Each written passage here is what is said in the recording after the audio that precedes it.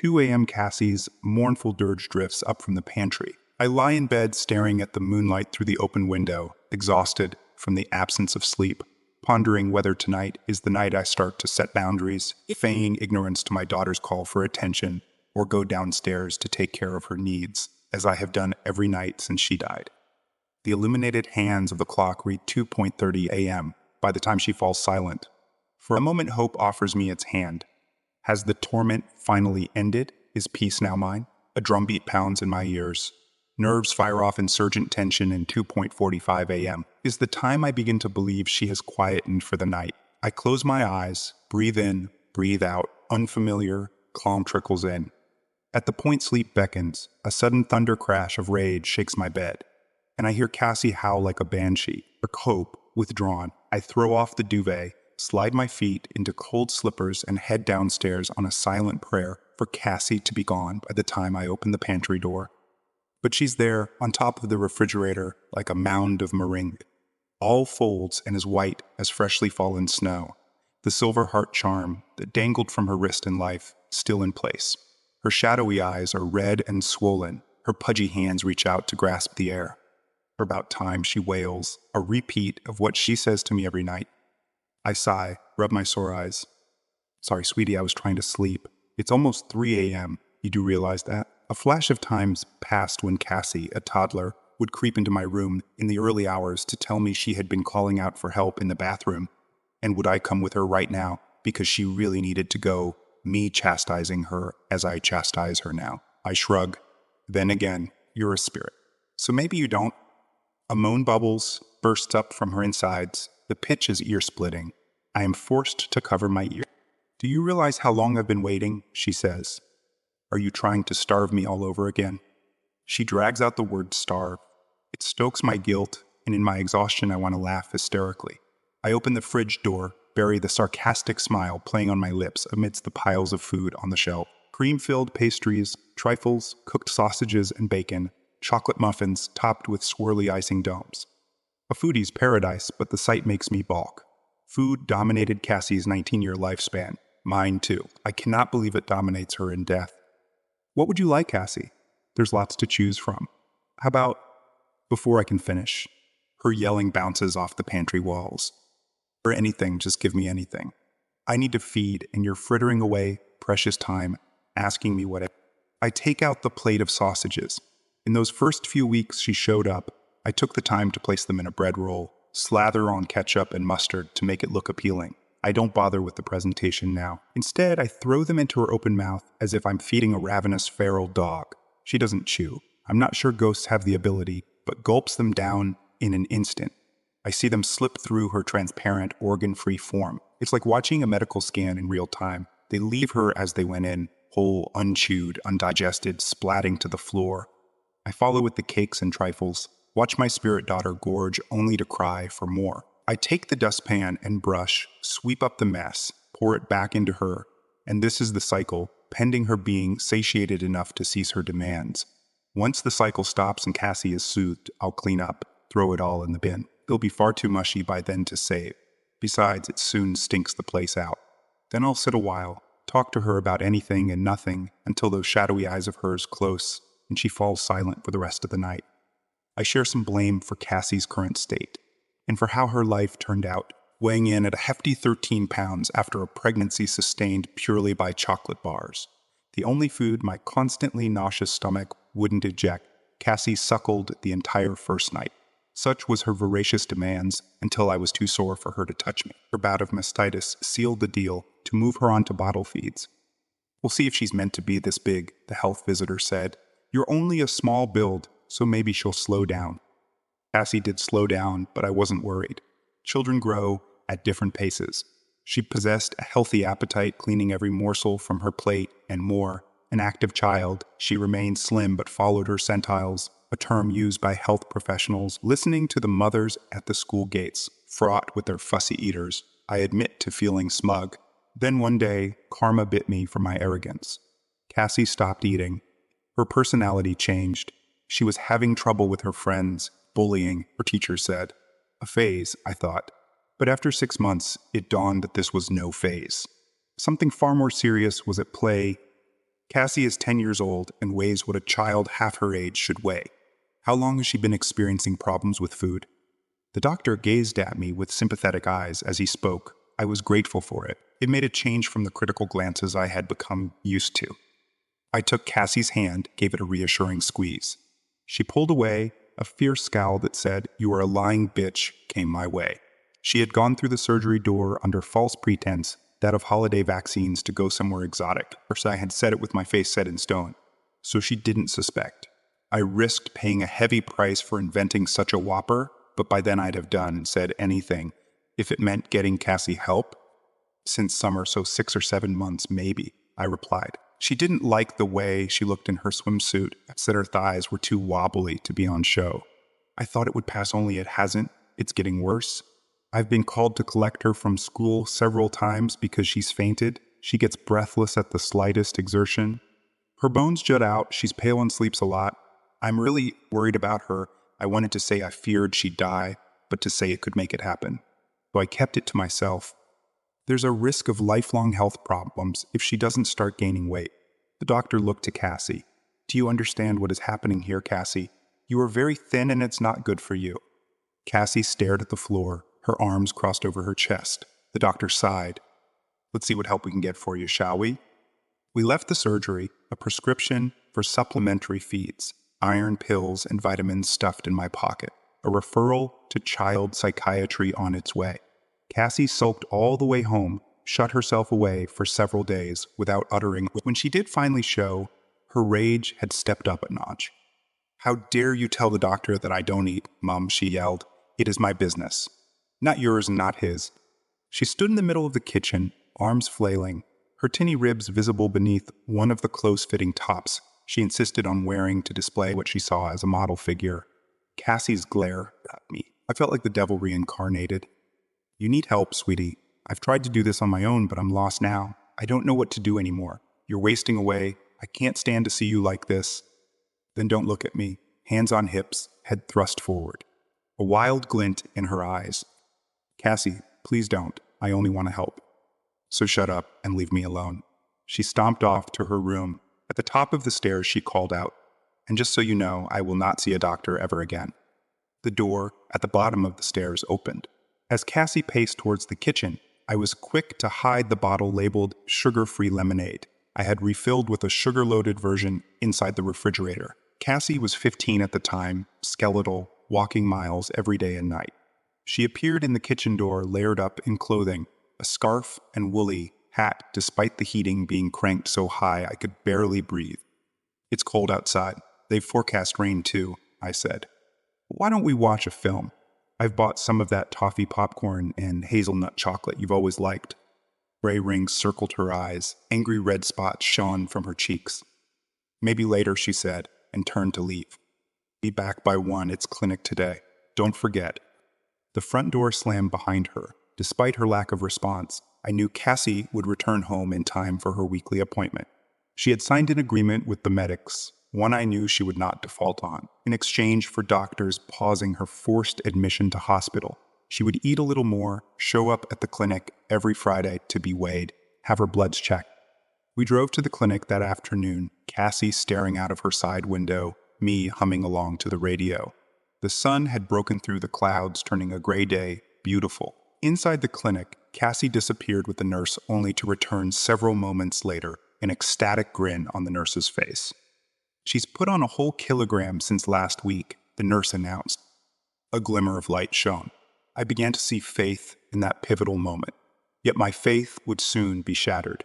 The next morning, as laundry tossed in the washing machine, I heard a knock-knock coming from inside. I found nothing obvious when I emptied the machine, but when checking through the clothing, I felt small, hard lumps in the hems of Cassie's trousers.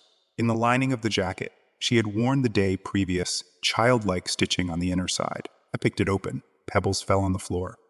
You should have put her in the psychiatric hospital when you had the chance. They'd have sorted her out. They're the professionals, not you. Having chided me throughout this challenging time, my mother's unwanted advice didn't come as a surprise.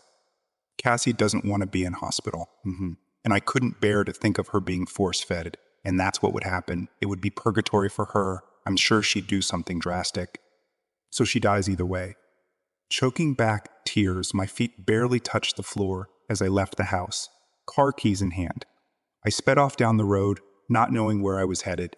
I didn't return home for another 3 months. I woke from the induced coma 3 weeks after the car accident. Extensive surgical repairs to my left leg, from thigh to ankle, meant weeks of rehab and learning to walk again. By the time I returned home, Cassie had a slight prominence to her tummy, around her face, but she seemed downbeat, soulless. There you see, my mother proudly paraded a plumper Cassie before me. This is what happens when you set boundaries for your children and don't allow them to control you. I took Cassie's hands. You look amazing, sweetie, so pretty. We hugged. I felt the meat on her bones, the warmth of her. She forced a smile, although darkness sat in her eyes. For the remainder of my mother's stay, I watched Cassie shovel her grandmother's meals into her mouth, mindless, not seeming to taste or enjoy what was going in. She tried to throw it all back up again when I first arrived, didn't you, dear? But I put a stop to that, too, my mother announced. Cassie nodded. She didn't look up, said nothing, kept on like a robot loading her fork, filling her mouth, swallowing. I should have been happy she was eating. I wasn't. When I asked, neither Cassie nor my mother would elaborate on what went on between them during my absence. Cassie would shrug, remain tight-lipped. My mother would smile and say, "Proper parenting, dear." Only at Cassie's wake, 4 years later, did my mother offer her pious explanation. I broke her. That's what happened. I removed everything she liked. Her music, the TV, those awful childish coloring books you insisted on buying for her. I locked her inside the house so she couldn't exercise. I put a spoon to her mouth every damn meal until she caved and started to eat. No food, no reward. When she fought against me, I slapped her. Every minute of every day for the entire 3 months, never out of my sight. That's all it took to get Cassie back again. It's what you should have done, but no, you had to give in to her again. Now look where she is. She turned to look at Cassie's photograph on the mantel. Then she was gone. You didn't like me when I was thin. You don't like me now I'm fat, do you? Cassie asks. I sit opposite Cassie's ghost on a chair I've dragged from the dining room. I haven't yet cleaned up the food mess from the floor. I stare into the myriad colors and textures. I've always loved you, Cassie. I worried about you when you were too thin. It didn't mean I disliked you. The saucepan flying through the air, the bolognese within it spraying across the kitchen cabinets. Plates smashed against the floor tiles in my desperation to see her eat. Never have I revealed this to Cassie, but these were the times I disliked her the most. I used to think you were a useless mother. Misery and wrath crossed Cassie's face, like a hologram changes when it is turned. Do you still think that? I ask. You didn't understand me. You were afraid to... Cassie's eyes meet mine. I see the depth of her melancholy, an infinite darkened pool. She is distant, forever out of reach, as she always was. Yet I failed to see it, failed to see why. A lump comes to my throat. I cannot swallow it down. I grab the dustpan and brush to clear away the debris from the floor. Next comes the mop, swishing back and forth until the dirty patch shines. Throughout, Cassie is silent, watching me work. Eventually, she breaks the peace. Do you miss me? I lean on the mop handle. I miss you dreadfully, Cassie. I just wish our time together had been different, happier, less of a fight. Squeezing out the water from the mop, I wonder why Cassie's ghost did not return with the appearance she bore when she died. Emaciated, barely there, was her ghostly bulk meant to taunt me. As if she reads my mind, she says, "You were only happy when I ate, when I was bigger." So she comes here looking like this because she thinks it's how I prefer to see her. I drop my head to hide the brimming tears. It doesn't make me happy to see you like this, to see you so sad. Not back then, and certainly not now. The tremble in my bones reverberates in my voice. Cassie judders. Her mountainous bulk ripples. Her face crumples as the wailing kicks in. The mop drops from my hand and I move to take her in my arms, stopping in my tracks when I realize I cannot touch her, cannot feel her. It's okay, sweetie. You don't have to do this. Believe me. I'd rather you rest. Her crying fades out like the end of a song. She becomes still. You don't wish to see me again. Her question is but a whisper. Or I would give anything to see you again. But not like this, and not if it causes you pain. Or for the first time since she started showing up here, I see her spirit smile. 5 a.m. the night after, and the dusky sky is littered with glistening dots. A chill seeps in through the open window.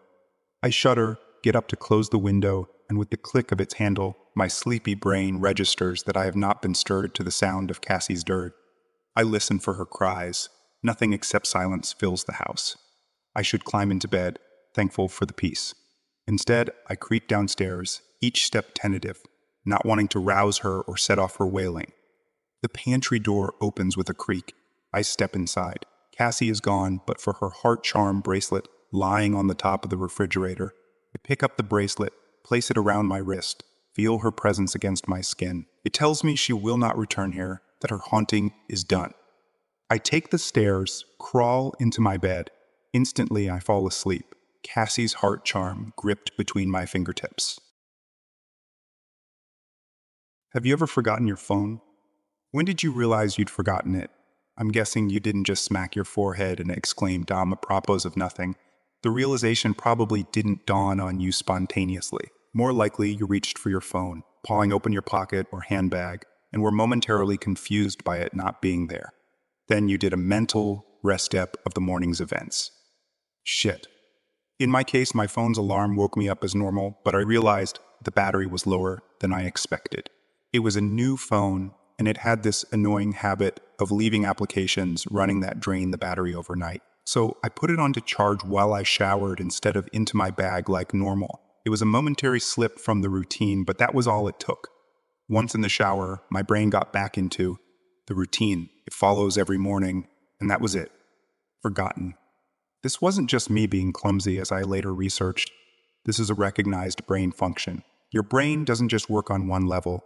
It works on many. Like when you're walking somewhere, you think about your destination and avoiding hazards, but you don't need to think about keeping your legs moving properly. If you did, the entire world would turn into one massive, hilarious quap cosplay. I wasn't thinking about regulating my breathing. I was thinking whether I should grab a coffee on the drive to work. I did. I wasn't thinking about moving my breakfast through my intestines. I was wondering whether I'd finish on time to pick up my daughter Emily from nursery after work. Get stuck with another late fee. This is the thing. There's a level of your brain that just deals with routine so that the rest of the brain can think about other things. Think about it. Think about your last commute. What do you actually remember? Little, if anything, probably. Most common journeys blur into one, and recalling anyone in particular is scientifically proven to be difficult. Do something often enough, and it becomes routine. Keep doing it, and it stops being processed by the thinking bit of the brain and gets relegated to a part of the brain dedicated to dealing with routine. Your brain keeps doing it without you thinking about it. Soon, you think about your route to work as much as you do keeping your legs moving when you walk. As in, not at all. Most people call it autopilot. But there's danger there. If you have a break in your routine, your ability to remember and account for the break is only as good as your ability to stop your brain going into routine mode. My ability to remember my phone being on the counter is only as reliable as my ability to stop my brain entering morning routine mode, which would dictate that my phone is actually in my bag. But I didn't stop my brain entering routine mode. First, I got in the shower as normal. Routine started. Exception forgotten. Autopilot engaged. My brain was back in the routine. I showered. I shaved. The radio forecast amazing weather. I gave Emily her breakfast and loaded her into the car. She was so adorable that morning. She complained about the ADB, bad sun in the morning, blinding her, saying it stopped her having a little sleep on the way to nursery and left. That was the routine. It didn't matter that my phone was on the counter, charging silently. My brain was in the routine, and in the routine, my phone was in my bag. This is why I forgot my phone, not clumsiness, not negligence, nothing more my brain entering routine mode and overriding the exception. Autopilot engaged. First, I left for work. It's a swelteringly hot day already. The bad sun had been burning since before my traitorously absent phone woke me. The steering wheel was burning hot to the touch when I sat down. I think I heard Emily shift over behind my driver's seat to get out of the glare, but I got to work, submitted the report, attended the morning meeting. It's not until I took a quick coffee break and reached for my phone that the illusion shattered. I did a mental rest step. I remembered the dying battery, remembered putting it on to charge. I remembered leaving it there. My phone was on the counter. Autopilot disengaged. Again, therein lies the danger. Until you have that moment, the moment you reach for your phone and shatter the illusion, that part of the brain is still in routine mode. It has no reason to question the facts of the routine. That's why it's a routine, attrition of repetition. It's not as if anyone could say, "Why didn't you remember your phone? Didn't it occur to you? How could you forget? You must be negligent." This is to miss the point. My brain was telling me the routine was completed as normal despite the fact that it wasn't that I forgot my phone. According to my brain, according to the routine, my phone was in my bag. Why would I think to question it? Why would I check? Why would I suddenly remember, out of nowhere, that my phone was on the counter? My brain was wired into the routine, and the routine was that my phone was in my bag. The day continued to bake. The morning haze gave way to the relentless fever heat of the afternoon. Tarmac bubbled. The direct beams of heat threatened to crack the pavement. People swapped coffees for iced smoothies, for jackets discarded, sleeves rolled up, ties loosened, brows mopped. The park slowly filled with sunbathers and barbecues. Window frames threatened to warp. The thermometer continued to swell. Thank fuck the offices were air-conditioned. But, as ever, the furnace of the day gave way to a cooler evening. Another day, another dollar. Still cursing myself for forgetting my phone, I drove home. The day's heat had baked the inside of the car, releasing a horrible smell from somewhere. When I arrived on the driveway, the stones crunching comfortingly under my tires. My wife greeted me at, "Where's Emily?" Fuck. As if the phone wasn't bad enough. After everything, I'd left Emily at the fucking nursery after all. I immediately sped back to the nursery. I got to the door and started practicing my excuses, wondering vainly if I could charm my way out of a late fee. I saw a piece of paper stuck to the door. Due to vandalism overnight, please use side door. Today only. Overnight. What? The door was fine this morning. I froze. My knees shook. Vandals. A change in the routine. My phone was on the counter. I hadn't been here this morning. My phone was on the counter. Berkeley Mesodepolity was I were driven past as I was drinking my coffee. I'd not dropped off Emily. My phone was on the counter, or she'd moved her seat. I hadn't seen her in the mirror. My phone was on the counter, or she'd fallen asleep out of the bad sun. She didn't speak when I drove past her nursery. My phone was on the counter. She'd changed the routine. My phone was on the counter. She changed the routine, and I'd forgotten to drop her off. My phone was on the counter. 9 hours. That car. That baking sun. No air. No water. No power. No help. That heat. A steering wheel too hot to touch. That smell. I walked to the car door. Numb. Shock. I opened the door. My phone was on the counter, and my daughter was dead. Autopilot disengaged.